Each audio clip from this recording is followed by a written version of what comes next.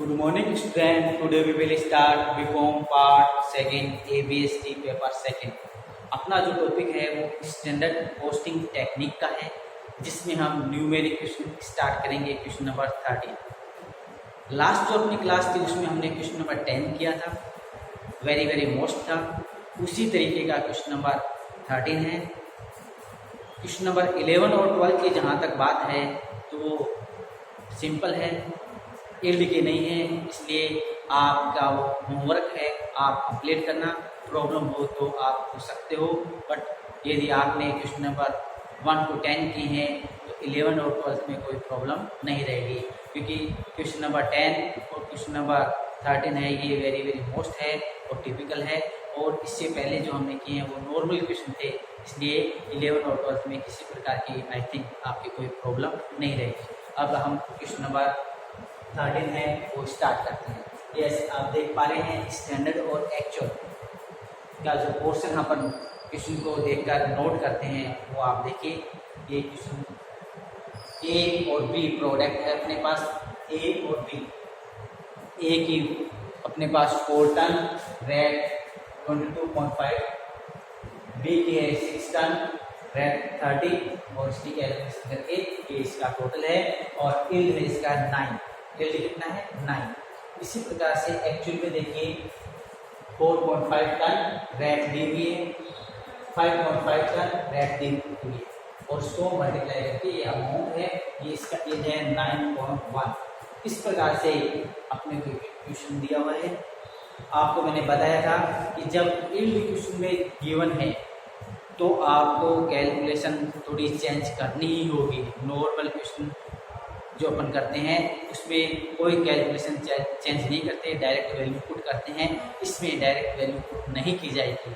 आपने को इसने पूछा है कि मटेरियल वेरिएंस कैलकुलेट करिए, तो स्टूडेंट मटेरियल वेरिएंस में मटेरियल के जितने भी फॉर्मूले होते हैं वो सभी यूज किए जाते हैं, तो इसमें भी अपन सभी फॉर्मूले यूज करेंगे।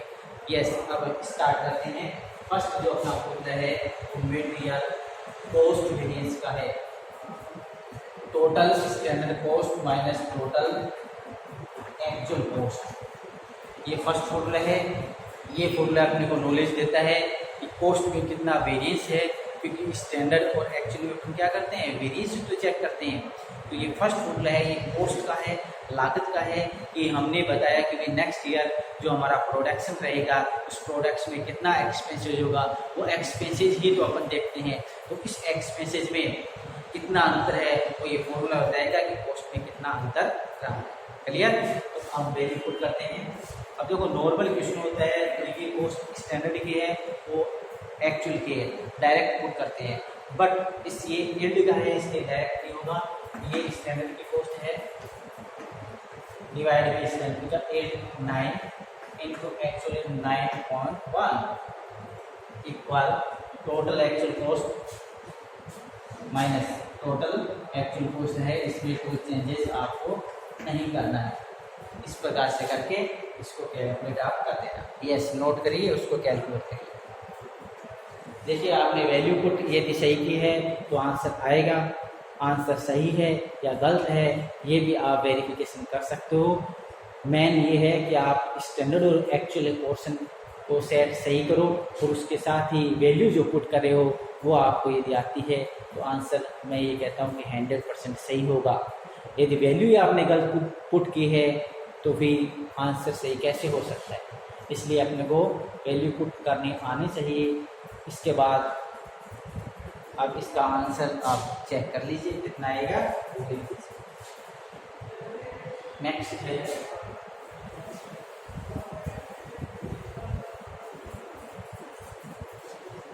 मटेरियल प्राइस वेरिएंस इक्वल होता है actual quantity standard price minus actual price. ये फॉर्मूला अपने को प्राइस में कितना वेरिएंस है इसके लिए यूज किया जाता है। ठीक है, प्राइस में कि हमने स्टैंडर्ड में कितनी प्राइस बताई कि रॉ मटेरियल आपको अवेलेबल होगा नेक्स्ट ईयर इतना, इस रेट में अवेलेबल होगा, और एक्चुअल में जो हमने परचेज किया कितना तो किस रेट में मिला उसमें कितना वेरिएंस है, उसके लिए material price variance formula use किया जाता है। ठीक है, यस वैल्यू पुट करते हैं। ये चलिए है ये बी की note,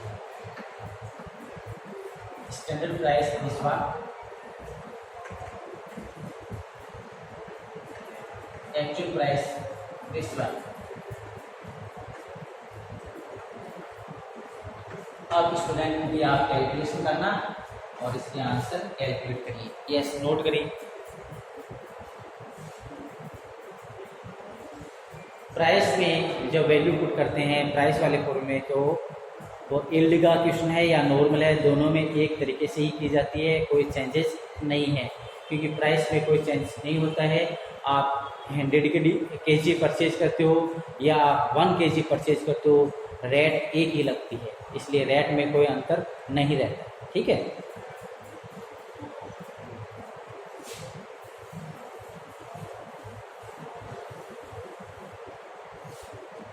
material quantity variance equal होता है standard price standard quantity minus actual quantity. ये फॉर्मूला है मटेरियल क्वांटिटी वेरिएंस का। तो मटेरियल क्वांटिटी वेरिएंस अपने को क्या नॉलेज देती है कि हमने जो क्वांटिटी एस्टिमेट बताई और एक्चुअल में क्वांटिटी कितनी यूज की, उसमें कितना वेरिएंस है। ठीक है, हमने कहा कि नेक्स्ट ईयर मान लीजिए हमने आइडिया लगाया कि 10,000 प्रोड्यूस करेंगे और एक्चुअल में कितने की, उसमें कितना अंतर रहा, प्लस में रहा या माइनस में रहा, वो चेक करते हैं स्टैंडर्ड क्वांटिटी से। ठीक है, तो ये पुट करते हैं इसमें ए और B. Standard price this one, standard quantity. अब क्वांटिटी में अपने को कैलकुलेशन चेंज करने की, 4 डिवाइड में इसका 8 इंटू एक्चुअल 9.1, 6 डिवाइड में 9 इसका 8 into 9.1 actual minus actual quantity 4.5 और ये 5.5। कंप्लीट कर दीजिए। तो क्वांटिटी, स्टैंडर्ड की क्वांटिटी स्टूडेंट जब भी यूज की जाती है तो फिर उसकी कैलकुलेशन अपने को चेंज करनी होती है। जैसे आप देख पा रहे हो, स्टैंडर्ड की क्वांटिटी मैंने क्या की है, चेंज की है। डिवाइड में स्टैंडर्ड का यील्ड यूज किया है और एक्चुअल में एक्चुअल का इनटू में यूज किया है। ठीक है, तो क्वांटिटी के लिए इसी तरीके से चेंज। कुछ बच्चों के दिमाग में चल रहा है कि ये सर एक्चुअल वाली में चेंज नहीं करते क्या? एक्चुअल में नहीं करते, उसके लेवल के लिए तो हम चेंज करते हैं। इसलिए एक्चुअल की कभी भी क्वांटिटी, प्राइस, अमाउंट चेंज नहीं की जाती है। चेंज की जाती है वो ओनली स्टैंडर्ड की जाती है। क्लियर? ये कैलकुलेशन करना।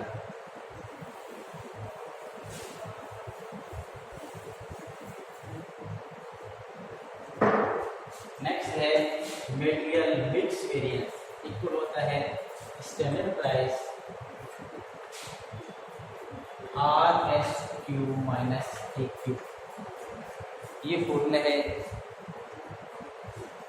इसमें वैल्यू पुट करते हैं। प्राइस ये आप देख पा रहे हो, RSQ है टोटल से है, टोटल देखो इक्वल है, तो आप डायरेक्ट भी लिख सकते हो। जैसे मैं वैल्यू पुट करके बताता हूँ, 4 डिवाइड में 10 इंटू 10, 6 डिवाइड में 10 इंटू 10। ये 10 इंटू 10 कहाँ से है? ये 10, इसलिए 10। ठीक है, और ये 4.5 और 5.5। अब इसको हल कर देना। अब कुछ बच्चों के दिमाग में होगा कि सर आपने नोट लिखवाया था, if total standard quantity and total actual quantity will be same, then material mix variance equal material quantity variance। yes, लिखवाया था मैंने ये, और वैसे ही वैल्यू पुट की है। आप वो फॉर्मूला लगा लीजिए, वैसे ही किया जाएगा। बट ये यील्ड का क्वेश्चन है, इसलिए यील्ड में टोटल के अकॉर्डिंग ही आप काम करके बताना। ठीक है, यील्ड में मैंने आपको बताया था थोड़ी कैलकुलेशन अलग होती है। इक्वल है तो भी आपको ऐसे वैल्यू पुट करनी है। डायरेक्ट आप ऐसे नहीं कहोगे कि 4 माइनस 4.5। क्यों नहीं कहोगे? क्योंकि इसमें हमने क्वांटिटी, स्टैंडर्ड क्वांटिटी पुट की थी ना, तो डिवाइड में यील्ड यूज किया था। तो यहाँ मैं यील्ड यूज करूँ 9 और 9.1, तो फिर कैलकुलेशन अलग हो जाएगी। इसलिए इसमें मटेरियल मिक्स वेरिएंस, मतलब मटेरियल मिक्स वेरिएंस जो होता है टोटल स्टैंडर्ड क्वांटिटी और टोटल एक्चुअल क्वांटिटी इक्वल भी है तो भी वो आपको टोटल ही पुट करना है जो इक्वल है। क्लियर, ये बात अपने को ध्यान रखनी है। यहाँ पर material mix variance equal material quantity variance करके मटेरियल क्वांटिटी वेरिएंस का फॉर्मूला मत लगाना। क्लियर, यस, नोट करिए, कैलकुलेट करिए।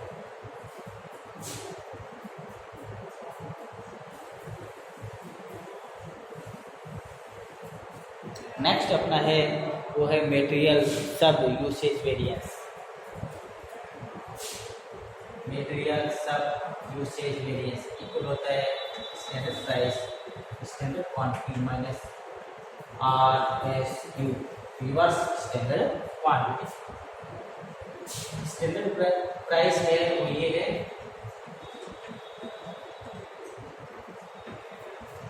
स्टैंडर्ड क्वांटिटी है वो इस प्रकार से आपने पुट की थी।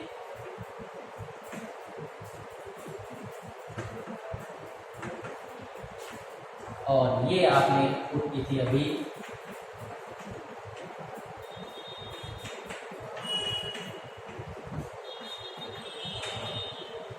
ठीक है। स्टैंडर्ड क्वांटिटी और RSQ की क्वांटिटी की में आप अंतर देख पा रहे हो, एक में यील्ड यूज किया गया है, दूसरे में टोटल यूज किया गया है। ठीक है, फिर ये नोट करिए इसको।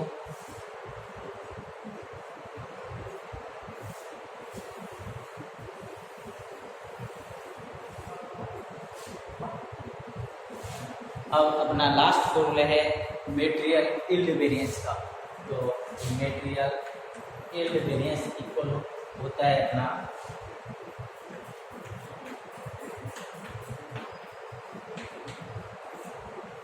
Material yield variance equal standard cost actual yield minus standard yield. Value put देखिए कैसे करते हैं। Standard cost this one divide by standard का यील्ड 9, एक्चुअल यील्ड 9/1 इक्वल क्या माइनस स्टैंडर्ड का यील्ड 9 डिवाइड में 10 इंटू 10। ठीक है, अब इसको कैलकुलेट आप करके इसका आंसर कैलकुलेट करते हैं। ठीक है, इस प्रकार से मटेरियल वेरिएंस जो भी है वो सभी मैंने इसमें कैलकुलेट कर दिए हैं। अब आप कहोगे सर आपने आंसर तो लिखी नहीं, तो आंसर वैल्यू पुट करनी भी आपको आती है तो आंसर तो कैलकुलेट करेगा, कैलकुलेटर है ना वो करेगा, वो बिल्कुल सही करेगा यदि वैल्यू पुट सही की है। ठीक है, कैलकुलेटर पर मेरे को पूरा विश्वास है कि वो कैलकुलेशन सही करेगा, बट इसमें वैल्यू पुट की है आपने सही तो, और यदि वैल्यू पुट ही हमने गलत की है तो आंसर नहीं आएंगे। ठीक है, तो ये तो थी मजाक की बात। देखिए आंसर सही है या नहीं है इसके लिए आपके पास वेरिफिकेशन का सिस्टम है, उससे आप देखिए आंसर सही है या नहीं। तो आई थिंक आपको याद है वेरिफिकेशन कैसे होता है, फिर भी मैं यहाँ लिखा देखिए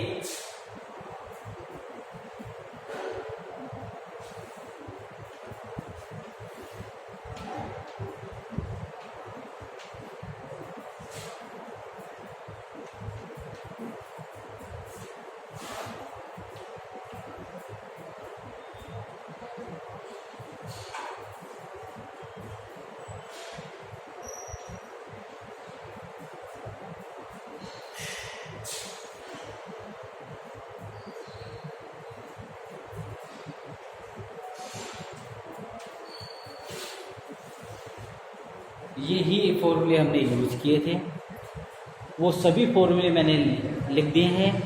अब देखिए मटेरियल कॉस्ट वेरिएंस, इसके दो पार्ट है, material price variance, material quantity variance. कहने का मतलब इन दोनों का टोटल मटेरियल कॉस्ट वेरिएंस के इक्वल होगा, और मटेरियल क्वांटिटी वेरिएंस का टोटल किसके इक्वल होगा, material mix variance plus material yield variance. इनका टोटल जो आंसर आएगा वो इन दोनों के आंसर के इक्वल होगा। और नीचे मैंने लिखा है मटेरियल सब usage variance equal material yield variance. लगभग ये वेरिफिकेशन नहीं है, बट हम जितने भी क्वेश्चन करते हैं इसमें सब यूसेज वेरिएंस का जो आंसर है वो यील्ड का रहता है। तो ये भी एक तरीके का वेरिफिकेशन है, बुक में नहीं दे रखा है, बट आप जितने भी क्वेश्चन करके देखोगे आंसर एक ही आएगा। तो ये वेरिफिकेशन का तरीका है, कैलकुलेट करके आप देखोगे इसका जो आंसर है इन दोनों के टोटल इक्वल आएगा, इनका है तो ये आपने कैलकुलेट करके इन्हें भी वैल्यू पुट करना, तो आपको पता चल जाएगा कि सही है या गलत। ठीक है, तो देखिए ये जो क्वेश्चन है वो कंप्लीट हो चुका है, आंसर अपने सही आ चुके हैं। फिर भी आप जैसे 20 मार्क्स के लिए क्वेश्चन है, आप कहो कि भाई आंसर सही आ गए हैं सर, वेरिफिकेशन भी हो गया है, कितने नंबर मिलेंगे? 20 में से 20 दिए जाएंगे। हो सकता है वो 19 नंबर भी दे सकता है, 1 नंबर काट भी सकता है। क्यों? क्योंकि हमने पूरा काम अभी नहीं किया है। ये वेरिफिकेशन है वर्किंग नोट में, उसके बाद आपको क्या करना है, इन सभी फॉर्मूलों को एक्सप्लेन करना है। यहाँ से स्टार्ट करें, material cost variance, NCV equal material cost variance, material price variance, material quantity variance. कहने का मतलब जो भी आपने शॉर्ट में लिखा है उनको सभी को एक्सप्लेन करिए, एक पेज में एक्सप्लेनेशन ही चलती जाएगी।